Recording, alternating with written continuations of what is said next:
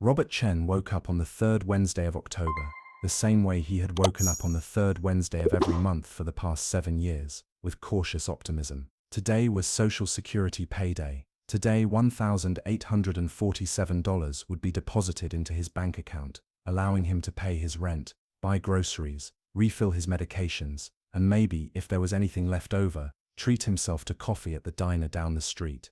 At 72, Robert lived alone in a small studio apartment in Queens.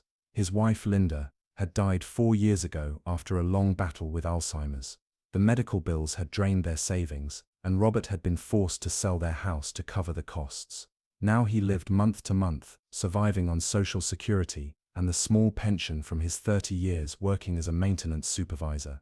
He made instant coffee and turned on his laptop, the old machine wheezing to life. While it booted up, he took his morning pills, blood pressure medication, cholesterol medication, the aspirin his doctor insisted on, 7 pills, every morning, keeping his aging body functioning.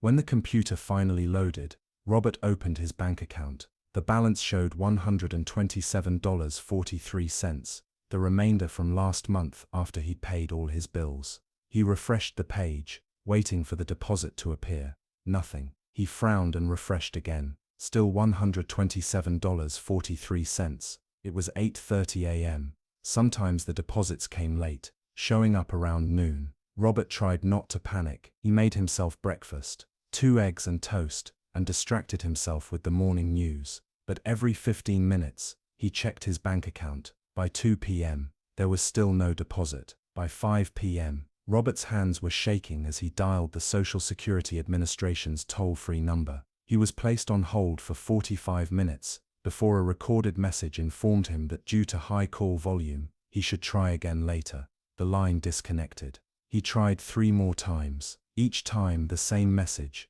the same disconnect. That night, Robert lay in bed staring at the ceiling, his mind racing through scenarios. Maybe it was a banking error. Maybe there was a holiday he'd forgotten about. Maybe tomorrow everything would be fine. But deep down he knew something was wrong. The letter arrived 2 days later. Robert was eating lunch, a can of soup stretched over 2 meals, when he heard the mail slot rattle. He walked to the door and found several envelopes on the floor, bills mostly, a credit card offer, and one official envelope with the Social Security Administration logo. His stomach dropped. He sat at his kitchen table and opened the envelope with trembling fingers. The letter was dated a week earlier, written in the cold, impersonal language of bureaucracy. Dear Mr. Chen, this letter is to inform you that your Social Security retirement benefits have been terminated effective immediately. Our records indicate that you are deceased as of September 18, 2024. As such, you are no longer eligible to receive benefits.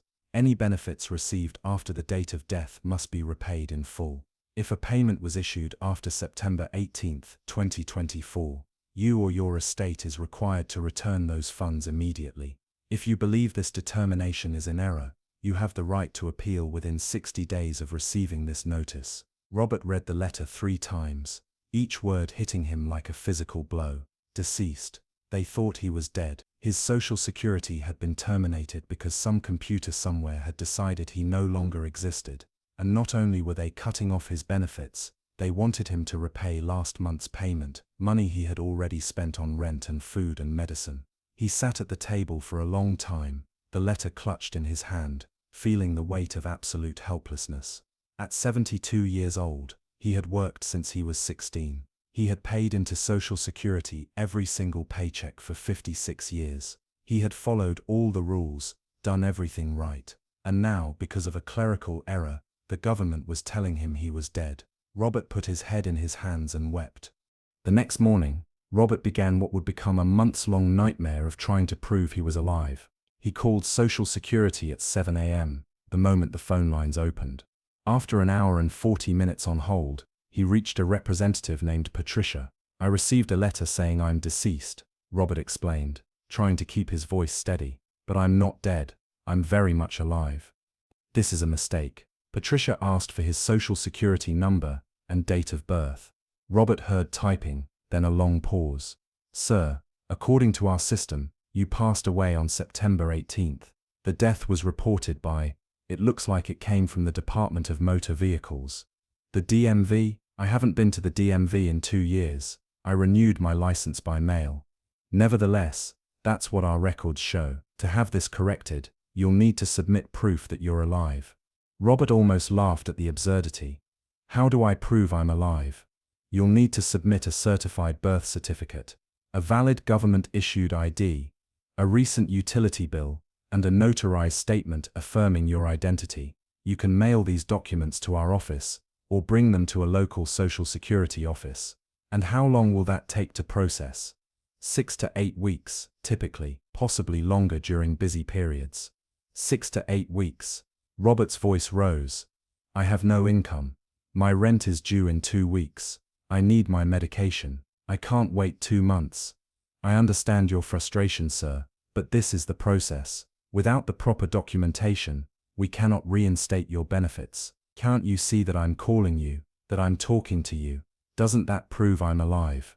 I'm sorry, sir. The documentation is required. Robert hung up, his hands shaking with rage and fear. Over the following weeks, Robert descended into a bureaucratic hell that seemed specifically designed to break him. He went to the county clerk's office to get a certified birth certificate. The clerk informed him that because he was born in California in 1952, he needed to request it from the California Department of Public Health. He submitted the request online, paying a $25 fee he could barely afford, and was told it would take 4 to 6 weeks to arrive. He went to the DMV to find out how his death had been reported. After 3 hours in line, he was told that there was no record of reporting his death, and that he needed to contact Social Security to find out where the information came from. It was a bureaucratic loop with no exit. He went to the local Social Security office with his driver's license, his passport expired but still valid proof of identity, and utility bills. The representative at the window looked at his documents and said, "We need the certified birth certificate. Without that I can't do anything, but I've ordered it. It's going to take 6 weeks. Then you'll need to wait until it arrives." Meanwhile, Robert's bank account dwindled to nothing. His rent came due, and his landlord, Mr. Kowalski, knocked on his door. "Robert, I know you're going through something, Mr. Kowalski said, his expression sympathetic but firm. "But I need the rent. I've got my own bills to pay." "I'm working on it," Robert said. "There's been a mistake with Social Security. They think I'm dead." Mr. Kowalski looked at him sadly. "I can give you 2 weeks. After that I have to start eviction proceedings." "I'm sorry." Robert closed the door and leaned against it, feeling his chest tighten. He hadn't had a panic attack in years, not since Linda died, but now the familiar sensation returned. The inability to breathe, the crushing weight on his chest, the certainty that everything was falling apart. He called his daughter Michelle, who lived in Oregon with her husband and 2 kids. "Dad, this is insane," Michelle said when he explained the situation. "How can they just cut you off like that?" I don't know what to do. Let me send you some money, enough to cover rent and groceries." "Michelle, you can't afford that. You're still paying off student loans. I'll figure it out. You're my father. I'm not letting you become homeless." Robert wanted to refuse, wanted to maintain his pride and independence, but he had no choice. He accepted his daughter's help, feeling a shame that cut deeper than anything else.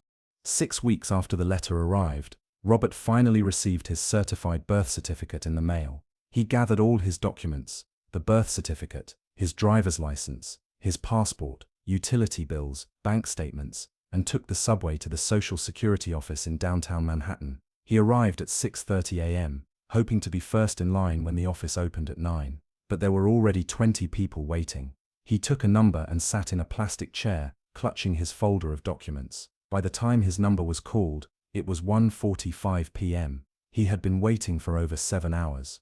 The representative, a young woman named Andrea, reviewed his documents carefully. She typed on her computer, frowned, typed some more. "Mr. Chen, everything here looks in order. I'm going to submit a request to have your status changed from deceased to living. Once that's approved, your benefits should be reinstated."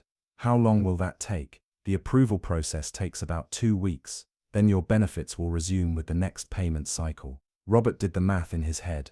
The next payment cycle was 3 weeks away. That meant 5 weeks total before he would see any money. 5 more weeks of living on his daughter's charity, 5 more weeks of rationing food and medicine, 5 more weeks of the crushing shame of being treated like he didn't exist. Is there any way to expedite it? He asked. I've been without income for 6 weeks already. Andrea's expression softened. I'll flag it as urgent. That's all I can do.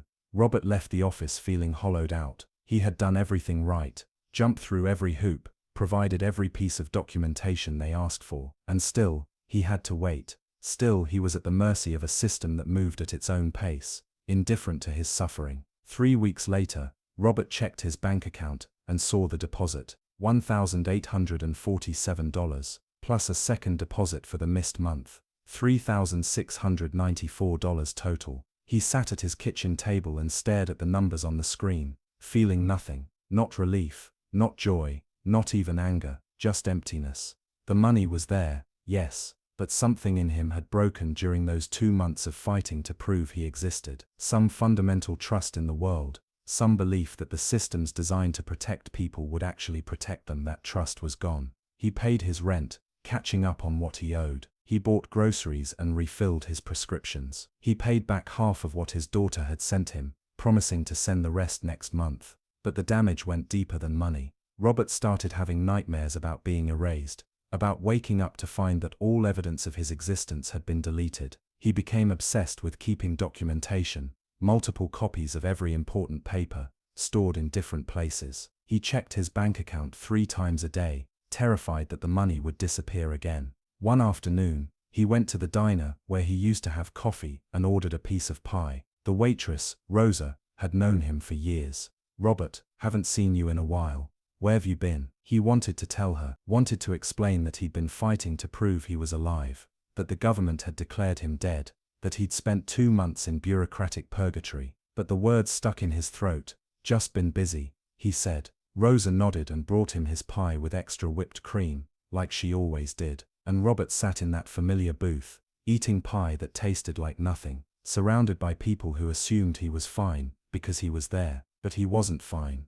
A week later, Robert received another letter from Social Security. His heart seized as he opened it, terrified that they had made another mistake, that they were taking his benefits away again. But this letter was different. It was an apology, formal and bureaucratic, but an apology nonetheless. The Social Security Administration acknowledged that an error had occurred due to incorrect data from an external source. They regretted any inconvenience this may have caused. Inconvenience. 2 months of terror, of not knowing how he would survive, of feeling erased from existence, and they called it an inconvenience. Robert folded the letter carefully and placed it in his file with all the other documents. Then he sat at his kitchen table, looking out the window at the city that moved on without caring whether he existed or not. He thought about Linda, about how she would have handled this. She had always been the strong one, the fighter. When her Alzheimer's diagnosis came, she had faced it with courage, determined to make every remaining moment count. Robert had tried to do the same during those terrible 2 months, tried to fight, tried to stay strong. But the truth was, the system had broken him, not physically, but in a deeper way. It had shown him how easily a person could be erased, how little a lifetime of work and contribution mattered when a computer made a mistake. At 72 years old, after 56 years of paying into a system that was supposed to protect him, Robert Chen had learned the cruelest lesson of all. You could do everything right and still fall through the cracks. You could work your whole life and still be treated like you didn't matter, and when you needed help the most, the systems designed to catch you might just let you fall. Robert wasn't sure he would ever recover from that knowledge, but every morning, he woke up, he took his pills, he checked his bank account, he kept living, because that's what you did. Even when you'd been declared dead, even when the world had tried to erase you, you kept living, because proving you were alive was the only revenge you had left.